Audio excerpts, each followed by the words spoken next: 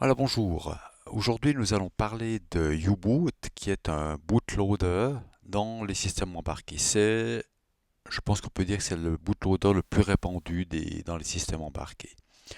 Voici quelques références que j'ai utilisées pour ce cours.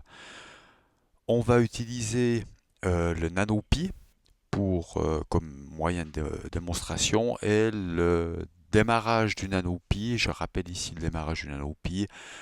Euh, Vous avez voilà, le processeur qui est ici avec un boot ROM. Il y a un code qui est stocké dans le boot ROM et qui va charger dans les 32 kilobytes de la SRAM interne le firmware Sun XI SPL qui lui se trouve dans la mémoire flash. Il va exécuter ce code ici. Ce code lui va initialiser les couches passes du processeur, puis charger l'U-boot. Voilà, il charge l'U-boot dans la mémoire RAM. Ensuite, il va exécuter U-boot. U-boot, lui, va effectuer des initialisations du hardware, horloge, contrôleur, etc. et va démarrer l'image du noyau Linux. C'est le fichier image qui sera démarré, ainsi que le flattened device tree qui sert de fichier de configuration du hardware. U-boot va lancer le noyau Linux en lui passant des arguments de boot. U-boot va lancer le noyau Linux. Le noyau Linux procédera à son initialisation et puis va lire le fichier, le flattened device tree, et va par la suite monter le file system de manière à ce qu'il puisse accéder au root file system qui est ici. Durant ce cours, on va voir en détail comment U-boot se configure, comment U-boot se compile, comment U-boot peut démarrer les différents paramètres, les différents Linux avec différents paramètres qui sont possibles d'influencer. Alors, pour rappel, dans la SD card, on a une partition table, on a des raw data ici, avec ce Sun XI SPL, le code de U-boot, et puis une première partition de type VFAT. Dans cette partition, on trouve le noyau Linux, qui est image, ce fichier-là, qui est le Flattened Device Tree, et ce boot SCR, c'est un fichier qui va être lu. U-boot va accéder à cette partition, va lire ce fichier et interpréter les commandes U-boot qui se trouvent ici. Et vous avez une deuxième partition qui est le root file system, qui est en ext4, où on retrouve toutes les partitions habituelles de Linux. Alors, quand U-boot démarre, si on presse rapidement une clé, une touche du clavier, on arrive dans le prompt U-boot. Donc on a U-boot qui démarre, et puis si je presse une touche, j'arrive dans ce prompt ici. Alors, c'est ce qu'on a là. Je démarre le NanoPi. Voilà. Je presse une touche et on arrive ici. D'accord. Ça, c'est le prompt U-boot. Depuis ici, eh bien, on peut afficher toutes les commandes que U-boot connaît. Donc, point d'interrogation. Voilà, vous avez toutes ces commandes qui sont là. Parmi ces commandes, il y en a certaines qu'on va utiliser, notamment celle-ci qui va permettre de booter Linux. Il y a d'autres commandes de boot que l'on verra aussi. Vous avez des commandes qui permettent ext2 load ls d'accéder à des partitions de type ext2 ou ext4, d'accéder à des partitions fat. Pour l'exemple que j'ai ici, le NanoPi que j'utilise pour cette démonstration n'a pas une FAT, n'a pas une FAT dans cette première partition, mais c'est une partition en XT 2 ou 4. Donc là, je vais accéder à cette partition, voir qu'est-ce qu'il y a dans cette partition avec une commande comme ça, comme ceci. Donc si je fais ext2ls, alors mmc 0, voilà, c'est une structure de commande comme ça, qui me dit dans cette partition 0, alors ça identifie le C0, le device, 2.1, c'est la première partition. Voilà, de ce device-là. Et ce device-là, sur le NanoPi, c'est la SD card. Et on voit que si je mets un 0 ou un 0.2.1, c'est strictement la même chose. Je suis dans la première partition de la SD card. Si je mets un 2, voilà, je suis dans la deuxième partition de la SD card. Et cette deuxième partition, c'est le rootfs qui est ici. Donc moi, je suis en train d'exécuter du code qui est dans le U-boot ici. Et puis, je peux accéder à ces partitions qui sont là.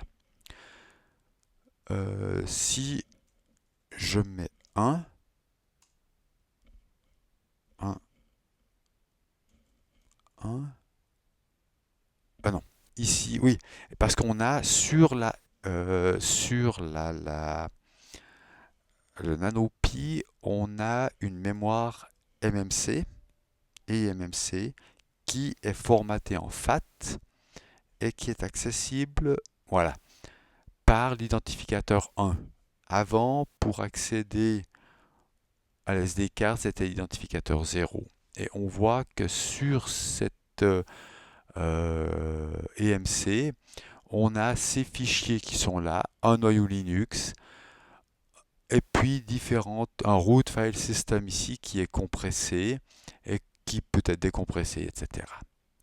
Voilà, donc nous on va travailler avec cet identificateur-là qui est la SD card. Donc si je remets les différentes commandes, voilà. Donc j'ai ces commandes-là qui permettent d'accéder aux partitions.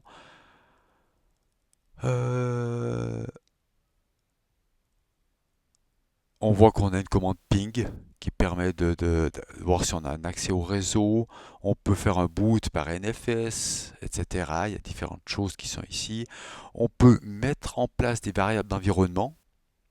Et puis, vous avez une commande printenv qui affiche les variables d'environnement. Il y a encore d'autres commandes qu'on ne va pas du tout voir ici.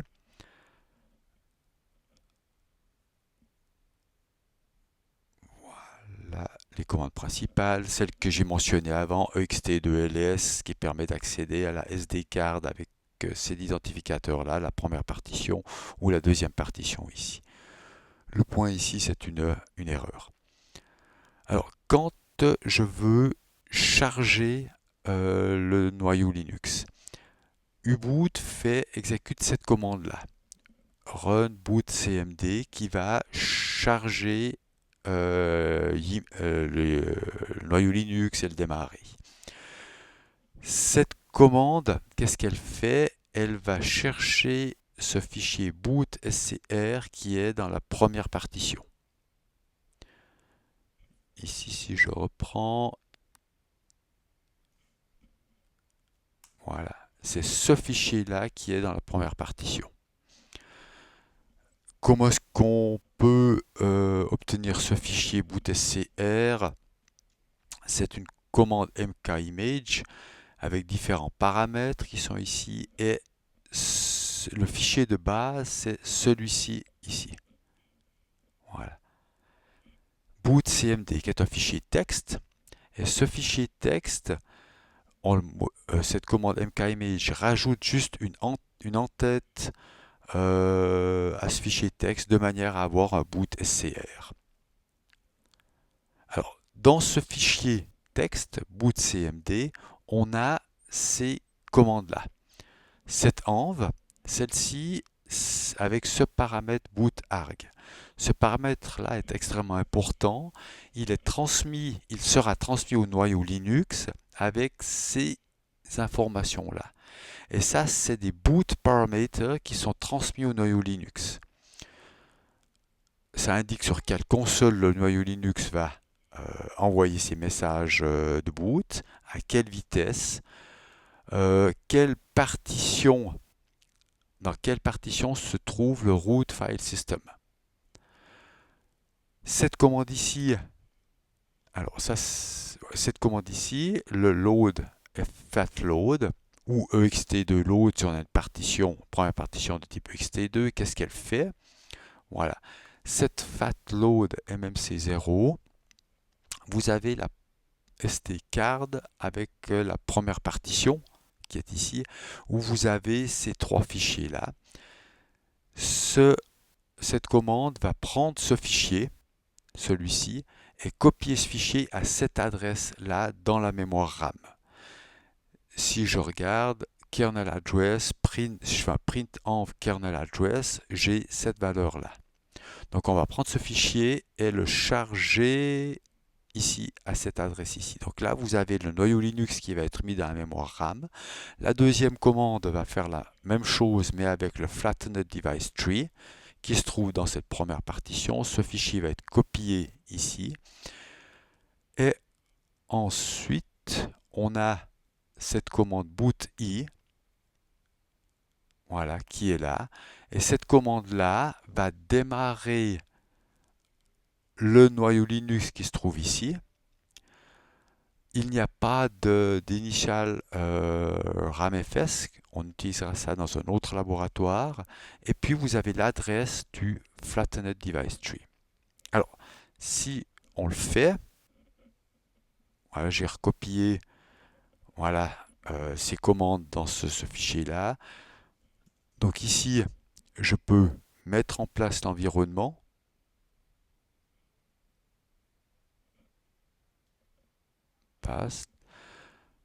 Ces commandes-là vont être passées grâce à ce boot.arg au noyau Linux.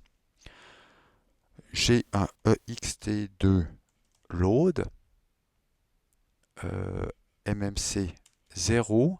Alors l'adresse qui est là, c'est ça. Donc 0x40080000 et puis image. Voilà, donc là, quand on fait ça,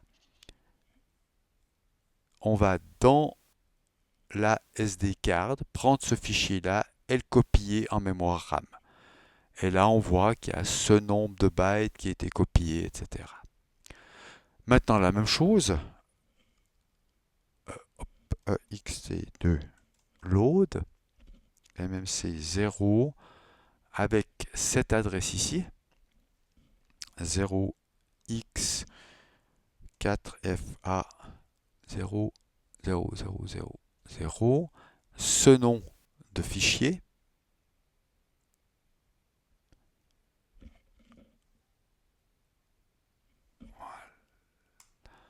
On voit qu'il y a ce nombre de bytes qui a été copié ici. Et puis maintenant, on va booter le noyau Linux. Donc boot i.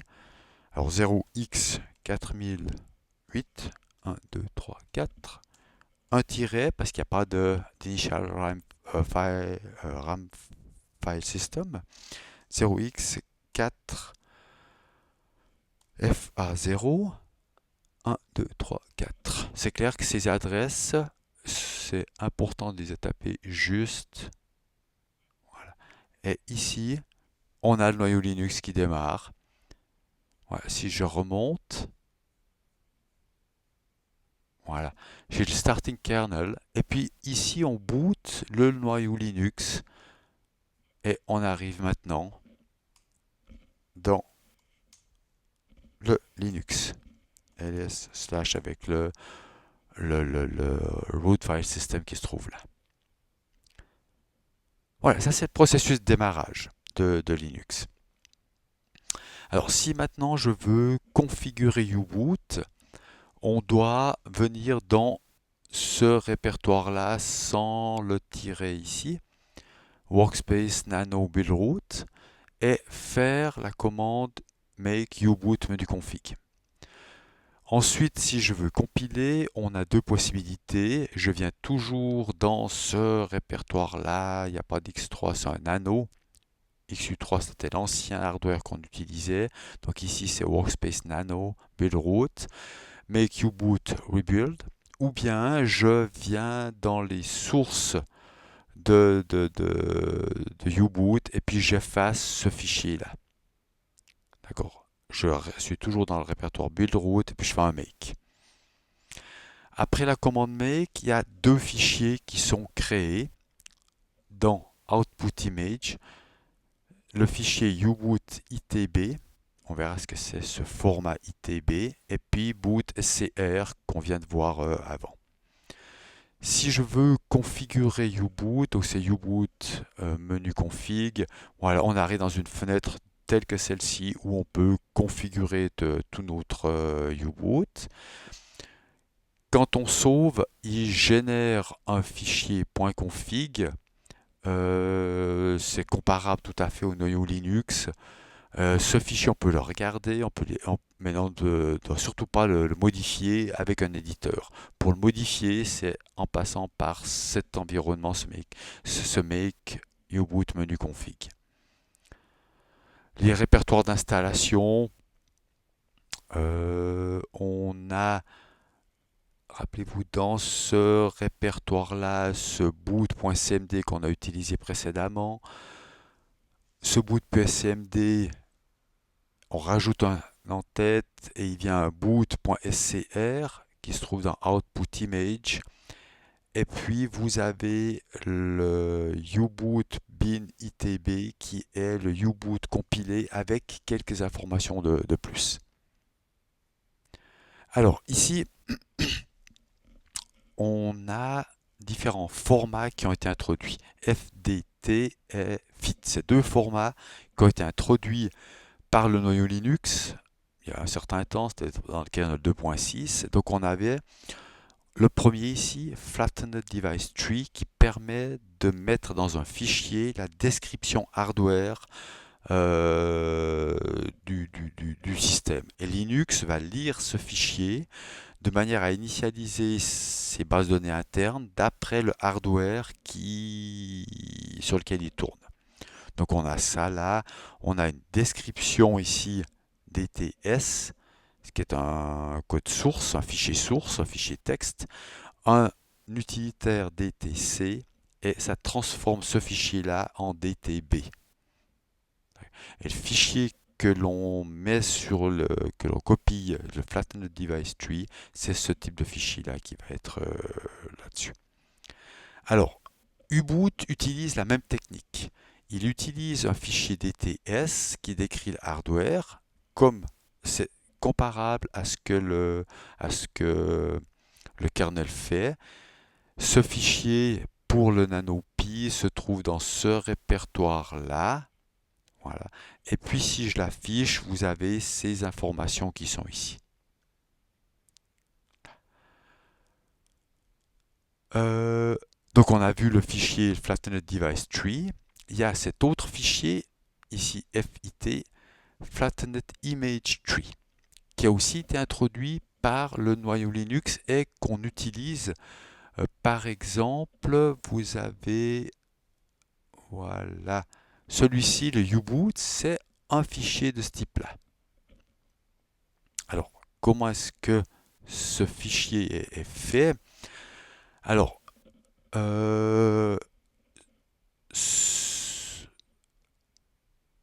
voilà. Ce fichier, on a pour ça un fichier file ITS, une commande mkimage et un fichier destination file ITB.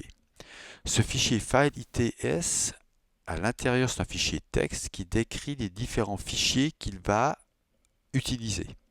Donc ce fichier file 1 est indiqué là-dedans, file 2 est indiqué ici, file 3 est indiqué aussi ici. Et ce que le makefile, le mkimage va faire, va prendre ces trois fichiers-là et les mettre dans un seul fichier ITB à un emplacement prédéfini qui est décrit là-dedans.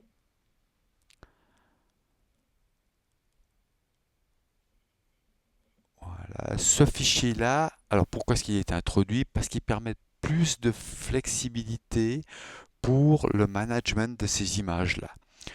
On peut faire des contrôles d'intégrité de ce fichier, typiquement en utilisant des signatures RSA avec des clés publiques, clés privées, des fonctions de hachage et puis des CRC. Et c'est pour ça que Linux a introduit cette façon de décrire ces fichiers chargés, et puis U-Boot a utilisé la même description. Alors si on regarde U-Boot et puis cette description ici, on avait vu durant le démarrage, ce programme-là va charger le fichier uboot.itb. uboot.itb est fait avec cette commande-là, mkimage, avec ce fichier uboot.its, puis en sortie, on a ce itb. Alors si je regarde ce its, il y a une description qui est faite là, il y a ce premier fichier ici, ça c'est le code, l'exécutable de U-Boot après compilation. On a ce deuxième fichier ici, qui est ce qu'on appelle le ARM Trusted Firmware. Sur ce processeur ARM, il y a une Trust Zone qui est accessible par ce code ici, et puis il est indiqué dans ce fichier ITS, et ce code, celui-ci vont être mis ensemble. Et on a bien forcément la description du hardware qui se trouve dans ce fichier ici, et qui sera inséré dans le fichier de destination.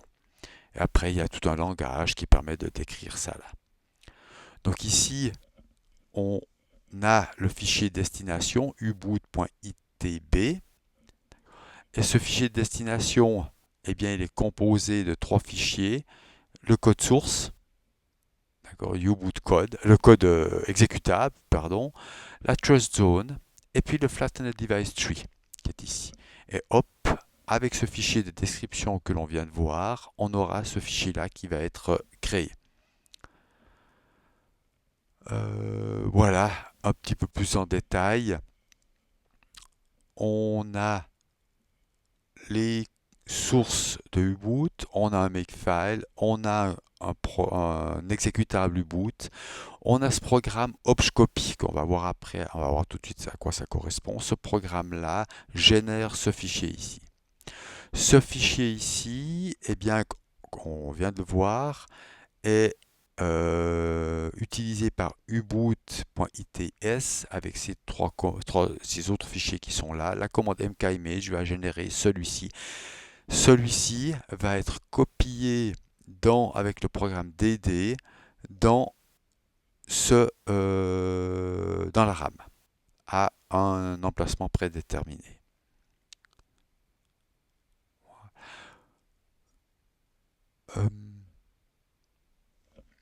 ITB. Alors, voilà, ce fichier-là, celui-ci, il est généré par la commande obfscopy. Obfscopy, qu'est-ce qu'il fait?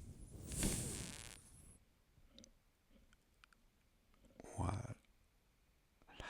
Il a une chose particulière, il va prendre ce fichier bin, pardon. Voilà, il va prendre ce fichier uboot. Ça, c'est voilà, il va prendre ce fichier-là, ce uboot qui est ici. C'est un fichier qui est créé par le linker et qui a un format ELF qui est habituel sous Linux. Il va supprimer toutes les symboles et les informations de relocation.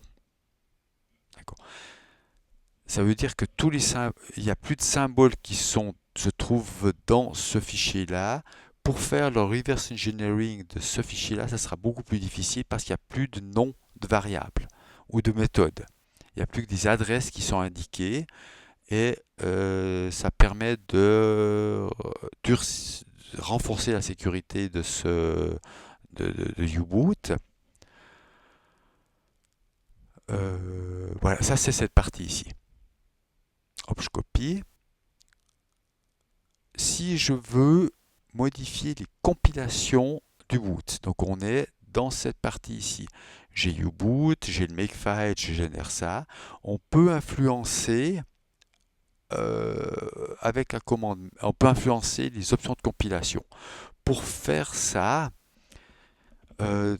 on doit, c'est un petit peu plus difficile ça là, on doit venir dans un fichier qui s'appelle config.mk ou dans le Makefile. Voilà. Et là, vous avez des options qu'on peut modifier de manière à changer les options de compilation. Si je veux analyser ce que U-Boot utilise comme option de compilation, rappelez-vous, on peut faire un make U-Boot rebuild. Si on rajoute ce v égale à 1, vous avez tout le détail de la commande de compilation qui s'affiche, toutes les options de compilation. Et vous avez ces différentes options que l'on peut contrôler là. On voit par exemple qu'il y a cette option "-g" qui rajoute les options de debug. Heureusement, cette commande "-copy" va supprimer toutes ces options de debug. Donc c'est pas très important ça. On a une chose ici, No Stack Protector. On va le voir juste après. Il est possible de rajouter ce qu'on appelle des canaries dans chaque méthode de manière à améliorer à éviter des buffer overflow. Il y a un certain type de buffer overflow. On ne peut pas tout supprimer, mais on peut supprimer certains types de buffer overflow. Et là, il n'y a pas cette option-là. Voilà. Donc ici, si on veut améliorer la compilation, on peut ôter cette option-là. Rappelez-vous, ce n'est pas spécialement nécessaire puisque vous avez la commande "-copy" qui va supprimer tous les symboles, etc. On peut mettre ce fstack protector all. Ici, cette option-là va rajouter ce qu'on appelle un canary. Un canary, qu'est-ce que c'est? Si je prends un code comme ça, j'ai une fonction qui s'appelle local buffer overflow. J'ai un tableau ici de 16 bytes, 16 unsigned char, et je me trompe, j'en initialise 18. Et quand je compile ça, avec cette option-là, j'ai un exécutable file qui est ici, je l'exécute, et bien quand on va sortir de cette méthode local buffer overflow, il va y avoir un stack smashing detected. Et puis le programme se termine. Alors, c'est clair que ça crée un denial of service, mais ça empêche d'effectuer des attaques sur un système. Comment est-ce que cette option Stack Protector All fonctionne? Vous avez, si c'est en code Intel, on va rajouter, quand on rentre dans cette méthode-là, on a l'entête habituelle d'une méthode qui est là. On a ce code ici. Ce code qui est là, qu'est-ce qu'il va faire? Il va rajouter une valeur là. Une valeur qui est un canary. Et ce canary, ça se trouve dans une zone ici. C'est une zone où vous avez des valeurs aléatoires qui sont générées une fois au départ du système.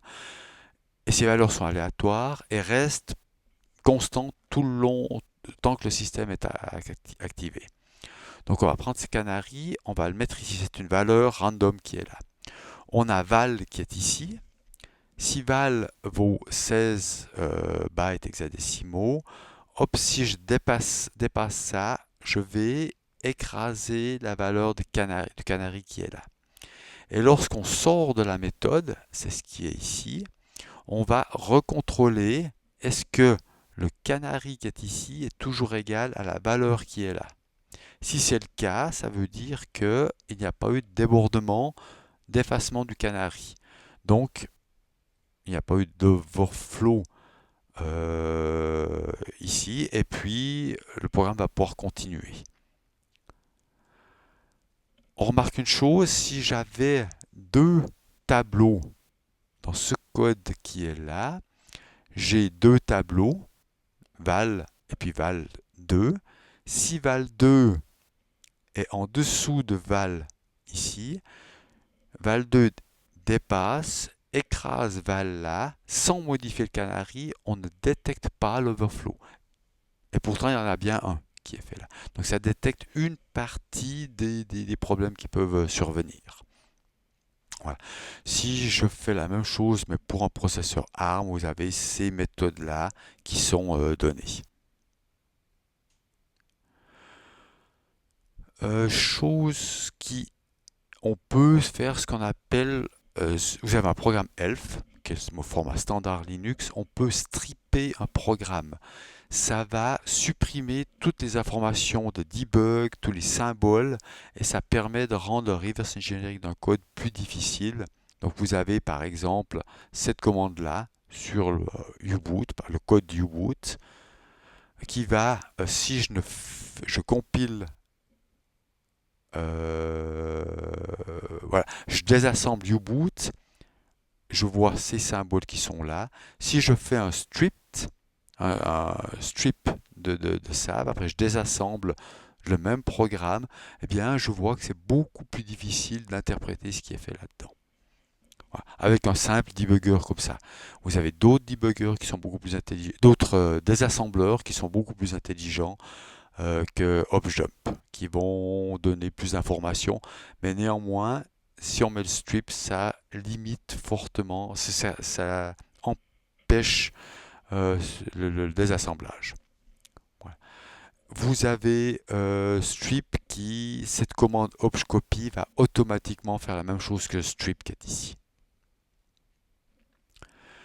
Quand on a vu que U-boot démarre Linux, on va voir différents formats des images Linux. Donc le principe, vous avez le noyau Linux qui est ici, un makefile. Vous avez un format VM Linux qui n'est pas strippé, qui est au format ELF. Et vous avez une commande opcopy qui va stripper et supprimer différentes sections de VM Linux de manière à avoir uniquement le code nécessaire pour que Linux démarre. Alors, vous avez différents formats du noyau Linux. Si on a un Z-image, vous avez alors image qui est ici, ce valeur-là. On peut faire un Z-image en compressant Linux avec un gzip. Ou bien on peut avoir un U-image, c'est un gzip sur lequel on applique la commande mkimage. Et ça rajoute une en-tête U-boot. Ici. Ou vous pouvez avoir ce format qu'on a déjà vu avant, FIT, où vous avez dit, ce format, qu'est-ce qu'il fait? Vous avez différents fichiers qui sont différents fichiers. Vous avez un fichier file ITS qui va indiquer comment est-ce que ces fichiers vont être mis dans un seul fichier ITB avec cette commande mkimage. Quelques exemples qui sont là. Vous pouvez avoir quelques exemples de format FIT. Et puis, durant le startup, U-boot peut contrôler l'intégrité des différents fichiers. Et on voit que vous avez différents fichiers qui sont ici. On peut dire qu'on va avoir des fonctions de hachage style MD5, SHA-1, SHA-256. Il serait aussi possible d'avoir des signatures RSA et U-boot pourrait contrôler la signature pour voir si le noyau n'a pas été modifié, etc.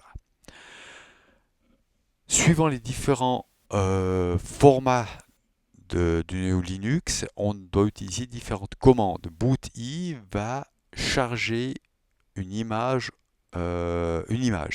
un image, c'est-à-dire il va charger directement ça, boot i. Si j'ai d'autres formats, boot Z, c'est un Z image, boot M, c'est un U image. Boot M, c'est aussi possible d'avoir un fit format image où vous avez des checksums, où vous avez des fonctions d'arrachage ou même des signatures digitales qui peuvent être ajoutées dans le fichier. Et ici, on voit l'exemple que l'on a. On a un boot i où on va charger une image simple du noyau Linux.